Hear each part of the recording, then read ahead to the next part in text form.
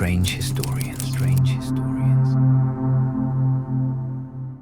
You find yourself bound between two rough-hewn boats in the scorching heat of 401 BC.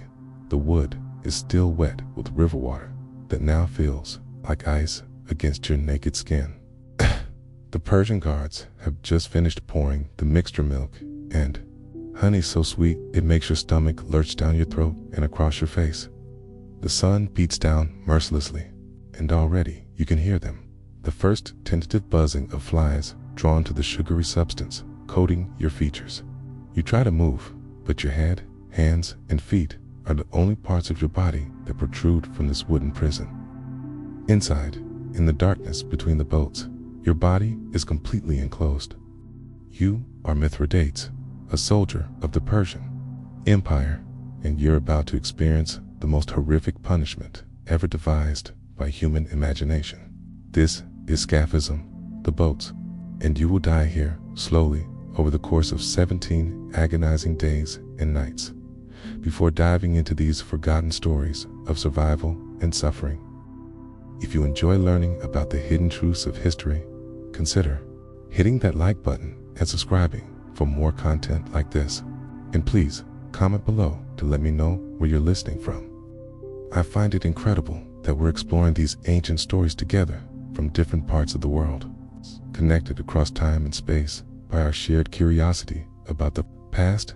The Persian Empire of 401 BC stretched from the Indus River to the Mediterranean Sea, encompassing more territory than any realm before it. At its heart sat Artaxerxes, the second king of kings, ruler of millions, commander of armies that could darken the horizon. But even this godlike figure faced challenges that would test the very foundations of his power. His younger brother, Cyrus, had gathered Greek mercenaries and Persian dissidents, marching against the throne in a bid that would reshape the ancient world. When Cyrus fell at the Battle of Canaxa, struck down not by the king's own hand, as Artaxerxes claimed, but by a young soldier named Mithridates, the stage was set for a demonstration of imperial justice, so terrible that its memory would haunt human consciousness for over 2 millennia. The origins of Scaphism remain shrouded in the complex web of Persian legal tradition and the harsh realities of maintaining control over a vast empire. The word itself comes from the Greek scaph, meaning boat, but the practice predates any Greek understanding of Persian culture. In the legal framework of the Achaemenid Empire, punishment served multiple purposes: deterrence, retribution, and the public demonstration of royal power. Death was not merely the end of life. It was a carefully orchestrated performance designed to reinforce the absolute authority of the King of Kings. Ancient Persian law recognized gradations of crime that demanded proportional responses. Common theft might warrant the severing of hands, a mere punishment that served as both justice and a permanent reminder. Adultery could result in the removal of nose and ears, marking the transgressor for life. But certain crimes transcended ordinary categories of wrongdoing. Treason, particularly when it involved the royal family, demanded something more than mere death. It required the complete destruction of the criminal's humanity, a process so thorough and public that it would serve as an eternal warning to potential rebels. Mithridates had committed the ultimate transgression. He had contradicted his king in public. Not only had he killed Cyrus the Younger, the king's brother, but he had dared to claim credit for the deed when Artaxerxes insisted that he, the king, had struck the fatal blow. In Persian court culture, the king's word was divine truth. To contradict it was not merely insubordination, it was an assault on the cosmic order itself. The king could not simply execute Mithridates. He had to demonstrate that challenging royal authority led to consequences worse than death. The process of Scaphism began with careful preparation. 2 boats were selected, carved from sturdy wood and shaped to fit together with precision. These were not crude vessels, but carefully crafted instruments of prolonged torture. The boats were designed to trap the victim while allowing access to his vital functions. Holes were cut to accommodate the head, arms, and legs, ensuring that these extremities remained exposed to the elements while the torso stayed. Sealed within the wooden prison, the victim was placed on his back in the lower boat, his body positioned so that when the upper boat was secured, only his head, hands, and feet would remain visible. Iron bolts or thick ropes bound the two halves together, creating a sealed chamber that would become both coffins and breeding ground. The craftsmanship required for this apparatus suggests that Scaphism was not an improvised punishment, but a refined technique perfected through repeated use. Once secured within the boats, the real torture began. Guards forced the victim to consume food, pricking his eyes with sharp implements if he refused. This feeding served multiple purposes. It kept the victim alive for maximum suffering. It provided material for the inevitable waste that would accumulate within the boats. And it demonstrated the complete helplessness of the condemned. The victim could not even control when or what he ate. Every aspect of his existence was now subject to its executioner's will. After forced feeding came the application of the honey and milk mixture.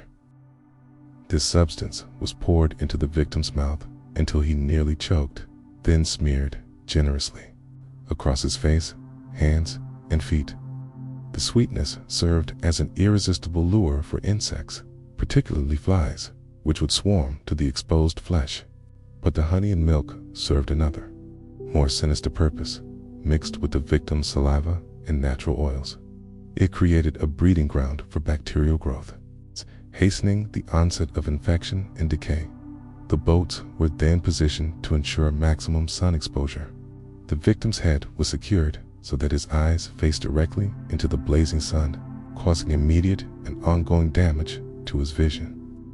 In the scorching heat of Mesopotamia, where temperatures could exceed 120 degrees Fahrenheit, this positioning alone could cause severe dehydration and sunstroke within hours. But death from exposure was not the goal. Survival was. The victim needed to live long enough for the true horror to unfold. As the sun beat down and the honey attracted ever-increasing numbers of flies, the insects began to deposit eggs in the victim's exposed flesh. The warm, moist environment created by the honey and milk provided ideal conditions for rapid larval development. Within hours, maggots would begin to emerge, feeding on the decaying organic matter and gradually burrowing into the victim's skin. The constant buzzing and movement of insects would drive many victims to madness before the physical torture could kill them. Meanwhile, inside the sealed boats, a different kind of horror was developing. The victim's natural bodily functions continued, but with nowhere for waste to go. Urine and feces accumulated in the confined space. The wooden boats trapped heat and moisture, creating a greenhouse effect that accelerated decomposition. Bacteria multiplied rapidly in this warm, humid environment, producing toxins that would gradually poison the victim's bloodstream. The accumulating waste attracted its own ecosystem of vermin. Rats and other scavengers, drawn by the smell, would gnaw at the wooden boats or slip through gaps to feed on the decaying matter. Some accounts describe victims screaming as rats chewed on their exposed feet, adding fresh wounds to the growing catalog of injuries. The psychological impact of feeling small creatures moving across and through one's body, knowing that they were consuming flesh while the victim remained conscious, represented a form of mental torture, perhaps even more severe than the physical agony. Days passed in this living hell. The victim's exposed skin would blister and burn under the relentless sun, while his internal organs slowly succumbed to bacterial infection. Dehydration would cause the lips to crack and the tongue to swell, making even the forced drinking of honey and milk an agony. The constant exposure to his own waste would cause chemical burns on the lower portion of his body, while the upper extremities suffered from sunburn so severe that the skin would begin to slough off in sheets by the end of the first week. At most, victims would have lost the ability to speak coherently. their minds destroyed by pain, dehydration, and the toxic effects of systemic infection. Yet their bodies, sustained by the enforced feeding and the honey mixture, would continue to cling to life. The human organism's stubborn refusal to die, even under the most extreme conditions, was essential to the punishment's effectiveness. Death had to be slow enough and public enough to serve its deterrent purpose. The crowds that gathered to witness Scaphism were as much a part of the punishment as the physical torture itself. Royal justice was always performed before an audience, and executions drew spectators from across the empire. Merchants would interrupt their trading, farmers would leave their fields, and entire families would bring food and make day-long expeditions to witness the spectacle.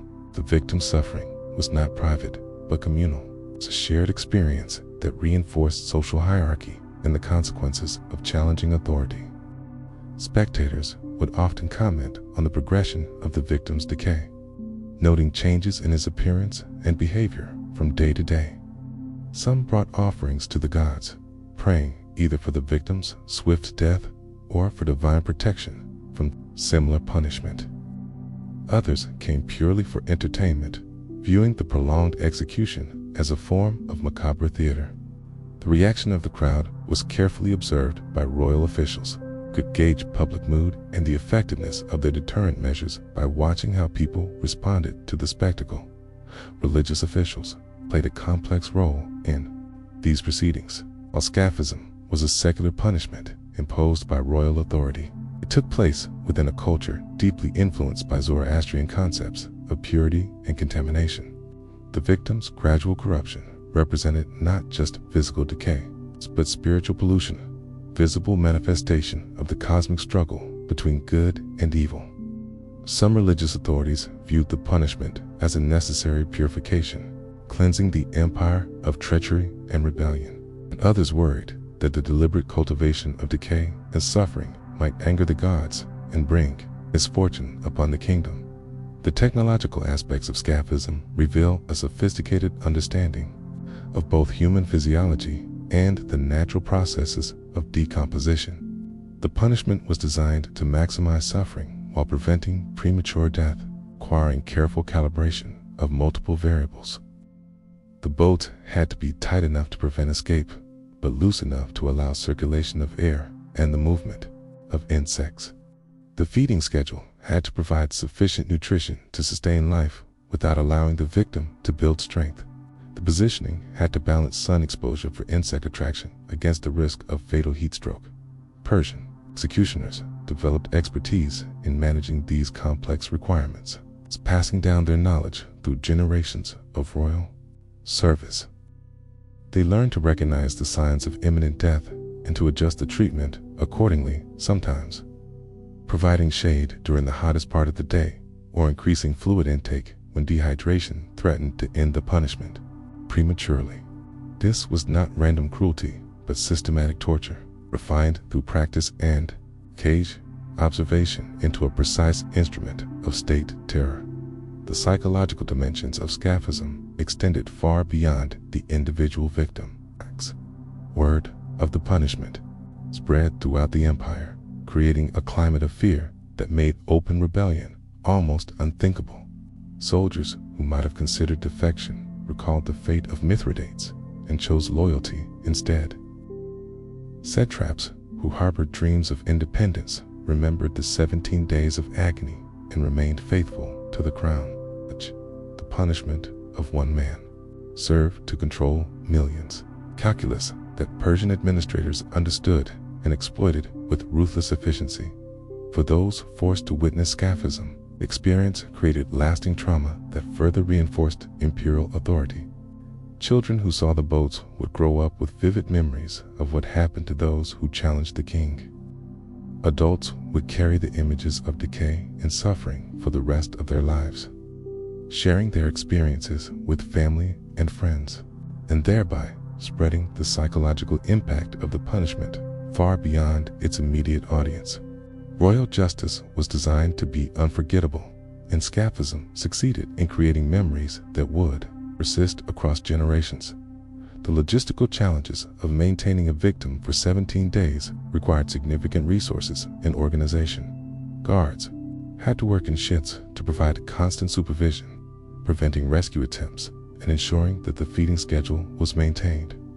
Supplies of honey, milk, and food had to be procured and transported to the execution site. Officials had to manage the crowds, maintaining order while ensuring maximum visibility of the punishment. The apparatus itself required maintenance, with craftsmen standing by to repair any damage to the boats that might allow premature escape through death. Medical knowledge played a paradoxical role in the administration of Scaphism. Palace physicians, despite their oath to preserve life, were sometimes consulted on techniques for prolonging the victim's survival. They might recommend specific feeding schedules, suggest treatments for preventing fatal complications, or advise on the optimal positioning of the boat to balance various competing factors. This involvement of healers in the machinery of death represents one of the most morally complex aspects of the entire system. The international implications of Scaphism extended far beyond Persia's borders. Its foreign ambassadors who witnessed the punishment returned to their own courts with detailed descriptions of Persian justice, influencing diplomatic relations and military planning. Some allied kingdoms adopted similar techniques, viewing extreme punishment as a mark of sophisticated governance. Others recoiled in horror, using Persian cruelty as justification for forming defensive alliances or launching preemptive wars.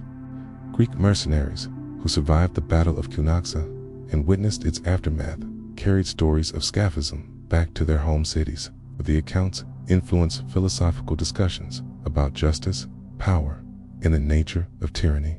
Playwrights incorporated elements of the punishment into tragic dramas, while historians debated its effectiveness as a deterrent versus its moral implications. The punishment became a symbol of Oriental despotism, contrasted with supposedly more humane Greek concepts of justice. Economic factors also influenced the use of Scaphism. The punishment was expensive, requiring significant investment of time, personnel, and materials for maximum effect. It was therefore reserved for crimes of particular significance, typically those involving threats to royal authority or family. Common criminals might face swift execution, mutilation, or slavery. But Scaphism was reserved for cases where the king needed to make a statement that would resonate throughout the empire. Casa was justified by the political benefits of creating lasting fear and obedience. The seasonal timing of executions by Scaphism was carefully considered. Summer months provided optimal conditions for insect activity and rapid decomposition, while winter executions might fail to achieve the desired effect due to reduced bug populations and slower bacterial growth. Royal officials would sometimes delay major executions until weather conditions were favorable, building public anticipation and anxiety while ensuring maximum impact when the punishment was finally administered. Regional variations in the implementation of Scaphism reflected local conditions and administrative preferences. In desert provinces, the boats might be positioned to take advantage of sandstorms that would flay exposed flesh while depositing irritating particles in the victim's eyes and mouth. In river valleys, the boats might be partially submerged to attract aquatic insects and increase humidity. Coastal regions could incorporate salt water into the honey mixture, creating additional chemical burns while preserving the flesh against premature decomposition. The selection of victims for Scaphism involved careful political calculation. The punishment was most effective when applied to individuals of high status whose fall from grace would shock and intimidate the population. Executing common soldiers by Scaphism might be wasteful, while subjecting nobles or royal relatives to the punishment would demonstrate that no one was beyond the reach of imperial justice. The king's decision to condemn Mithridates, relatively minor figure who had performed valuable service in killing Cyrus, sent a clear message that even heroism could not excuse disobedience. Documentation and record-keeping played important roles in the administration of Scaphism. Royal scribes maintained detailed accounts of executions, dating the victim's crime, the duration of the punishment, public reaction, and administrative costs. These records served multiple purposes. They provided data for evaluating the punishment's effectiveness, they created legal precedents for future cases, and they preserved the memory of royal justice for future generations. The bureaucracy of death was as thorough and systematic as any other aspect of Persian administration. The role of family members in Scaphism executions added another layer of psychological torment to the proceedings. Relatives of the condemned were sometimes forced to witness the punishment, sharing in the victim's humiliation and serving as additional examples to the population. In other cases, family members were forbidden from approaching the execution site, denied even the comfort of saying farewell or the eventual relief of retrieving the body for burial. The punishment thus extended beyond the individual to encompass entire family networks, creating collective trauma that reinforced social control. Female victims of Scaphism faced additional horrors specific to their gender. Pregnancy might delay execution until after childbirth, but would not prevent it entirely. The exposure of women's bodies to public view violated cultural norms of modesty, adding shame to physical suffering. Sexual violence during the extended period of helplessness was a constant threat, though official records rarely acknowledged such incidents.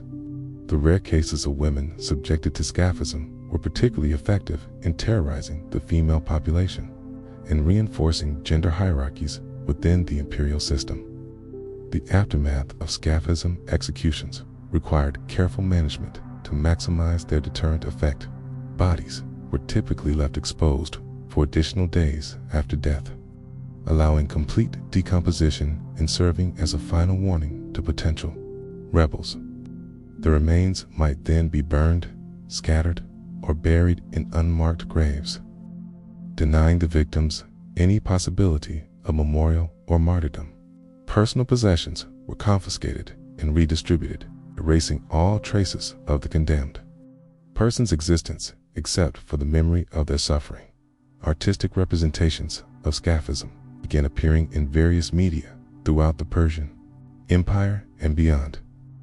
Palace artists created detailed paintings and reliefs depicting the punishment, serving both as decoration and as subtle reminders of royal power. Craftsmen produced miniature models of the boats as toys or religious objects, familiarizing children with the concept from an early age. Literary works incorporated descriptions of Scaphism into epic poems and historical narratives, showing that knowledge of the punishment would survive even if the practice itself was abandoned. The training of executioners responsible for administering Scaphism required years of apprenticeship and specialized knowledge. Master executioners passed down techniques for maintaining optimal conditions, recognizing medical emergencies, managing crowds, and coordinating complex logistical operations. These specialists were both feared and respected within Persian society, wielding enormous power while remaining forever associated with death and suffering. Their expertise was considered a state secret, protected from foreign intelligence and carefully regulated by royal authority. Resistance to Scaphism occasionally emerged from various quarters within the empire. Some regional governors questioned the necessity of such extreme measures, arguing that swift execution was equally effective as a deterrent while requiring fewer resources. Religious leaders sometimes objected to the deliberate cultivation of impurity and decay, viewing it as potentially offensive to divine authority. Military commanders worried that excessive cruelty might provoke rebellion rather than preventing it, especially among foreign auxiliary forces who might not share Persian cultural values. The technological evolution of Scaphism reflected broader changes in Persian society and administration. Early versions of the punishment might have used crude boats or improvised restraints, but by the time of Artaxerxes II, the system had been refined into a precise instrument of royal justice. Innovations in boat construction, feeding techniques, and crowd management represented investments in the machinery of state terror. Designed to maintain imperial control through fear and spectacle, international diplomatic consequences of Scaphism. Executions sometimes complicated Persian foreign policy. Allied kingdoms might protest the treatment of their citizens, leading to negotiations over extradition and punishment procedures. Enemy states used Persian cruelty as propaganda, rallying their populations against a barbarous empire. Neutral powers might adjust their diplomatic strategies based on their assessment of Persian willingness to use extreme measures. Viewing Scaphism as evidence of either strength or instability, the legal framework surrounding Scaphism required careful definition of qualifying crimes and proper procedures for condemnation. Royal judges developed expertise in determining when the punishment was appropriate, balancing the need for deterrence against the risk of appearing arbitrary or excessive. Appeal procedures existed in theory, though in practice, few condemned. Individuals possessed the influence necessary to overturn a royal death sentence.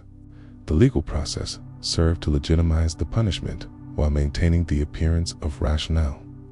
Justice, medical observations of Scaphism victims provided valuable data about human physiology and the progression of various diseases. Palace, physicians documented the stages of decomposition, the effects of prolonged sun exposure, and the body's response to extreme stress and deprivation. This knowledge, while gained through horrific means, contributed to a broader understanding of medicine and anatomy. Some physicians may have used their observations to develop treatments for similar conditions encountered in more conventional medical practice. The psychological profile of individuals selected for Scaphism punishment reveals patterns in Persian concepts of crime and justice. Victims were typically characterized by pride, defiance, or excessive ambition traits that threaten the social order by encouraging others to challenge authority. The punishment was designed not just to kill, but to humble, reducing the victim from a figure of potential inspiration to an object of pity and revulsion. The complete destruction of human dignity was as important as the destruction of human life. Environmental factors played crucial roles in the effectiveness of Scaphism executions. Climate, geography, and seasonal conditions all influenced the progression of the punishment and its impact on observers. Persian administrators became expert at selecting optimal locations and timing for maximum effect, considering factors such as wind patterns, insect populations, and public accessibility. The execution site itself became a crucial component of the punishment, carefully chosen to enhance the spectacle and ensure lasting memories. Economic analysis of Scaphism reveals the significant investment required for maximum effectiveness. Beyond the immediate cost of materials and personnel, the punishment demanded ongoing resource allocation for maintenance, security, and administration. The economic burden was justified by the deterrent effect, which presumably reduced the costs of maintaining internal security through military force. From a cost-benefit perspective, the torture of one individual was considered preferable to the suppression of widespread rebellion. The social hierarchy within the execution apparatus reflected broader patterns of Persian society. High-ranking officials made policy decisions about when and how to use Scaphism, while lower-level administrators handled logistics and crowd control. Skilled craftsmen built the boats and maintained the equipment, while guards provided security and implemented the physical aspects of the punishment. Even within the machinery of death, social distinctions were carefully maintained and reinforced. Religious interpretations of Scaphism varied widely throughout the Persian Empire's diverse population. Zoroastrian priests might view the punishment as a necessary cleansing of evil, while followers of other faiths could see it as evidence of Persian impiety. Local religious traditions were sometimes incorporated into the execution rituals, adding cultural specificity to the imperial practice. The religious dimension of the punishment contributed to its cosmological impact, while creating additional complications for imperial administration. The ultimate fate of Mithridates. The young soldier whose boast led to his condemnation illustrates the terrible calculus of imperial justice. His 17 days of agony served purposes far beyond simple revenge. They demonstrated royal power, deterred future rebellion, provided entertainment for the masses, and created lasting memories that would influence behavior throughout the empire. One man's suffering became a tool of governance, a message written in flesh and blood for all to read and remember. As the sun set on the 17th day, Mithridates finally died. His body consumed by maggots and rotted by his own waste for a little resemblance to the proud soldier who had struck down a prince. The boats were opened to reveal the ultimate horror: flesh eaten away, bones exposed, a human being transformed into something barely recognizable as once alive. Cal gasped and recoiled, but they would never forget what they had seen. Artaxerxes had made his point. The legacy of Scaphism extends far beyond ancient Persia, representing humanity's capacity for systematic cruelty in the service of political power. While the specific practice may have died with the empire that created it, the underlying logic that extreme punishment can serve as an instrument of control remains disturbingly relevant. Modern states may lack the Persian Empire's appetite for public spectacle, but the fundamental equation of fear and obedience continues to shape political relationships across the globe. In our contemporary world, we find echoes of Scaphism's logic in various forms of state-sponsored violence, though typically hidden from public view rather than celebrated as royal justice. The calculation remains the same. Make an example of one to control many. Use extreme suffering to prevent challenge, and demonstrate that authority will use any means necessary to maintain itself. The boats may be gone, but the mentality that created them persists wherever power feels threatened and chooses to respond with disproportionate force. Today, as you go about your daily life, remember Mithridates. Remember the young soldier who killed a prince and boasted of it, only to discover that truth itself could be a crime when it contradicted royal power. His 17 days between those rotting boats remind us that the human capacity for both cruelty and endurance knows no limits, and that the price of challenging authority has sometimes been measured not in mere death, but in the complete destruction of everything that makes us human.